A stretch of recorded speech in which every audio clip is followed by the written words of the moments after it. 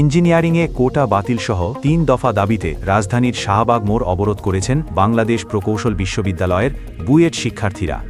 এই অবরোধের কারণে শাহবাগ ও এর আশেপাশের এলাকায় তীব্র যানজট সৃষ্টি হয়েছে। গতকাল সোমবার ব্লকেড অফ ইঞ্জিনিয়ার্স কর্মসূচির ঘোষণা করা হয়। সেই অনুযায়ী আজ মঙ্গলবার বিকেল 3:30 থেকে শিক্ষার্থীরা শাহবাগে অবস্থান নেন। তাদের মূল দাবিগুলো হল: প্রথমত, সহকারী প্রকৌশলী বা সমমান পদে কেবল বিএসসি ডিগ্রিধারীদের জন্য নিয়োগ পরীক্ষা উন্মুক্ত রাখা এবং কোটার মাধ্যমে কোনো পদোন্নতি না দেওয়া। দ্বিতীয়ত, উপসহকারী প্রকৌশলী পদের জন্য ডিপ্লোমা ও বিএসসি উভয় ডিগ্রিধারীদের জন্য পরীক্ষা উন্মুক্ত করা। তৃতীয়ত, বিএসসি ডিগ্রি ছড়া প্রকৌশলী ব্যবহারকারীদের বিরুদ্ধে আইনি ব্যবস্থা গ্রহণ করা। শিক্ষার্থীরা জানান, তাদের প্রাক্তন শিক্ষার্থী প্রকৌশলী রুকনুজামান অঞ্জনকে হত্যার হুমকির প্রতিবাদেও তারা এই কর্মসূচি পালন করছেন। এই অবরোধের ফলে সাধারণ মানুষ চরম দুর্ভোগে পড়েছেন। পরিস্থিতি নিয়ন্ত্রণে পুলিশ মোতায়েন করা হয়েছে।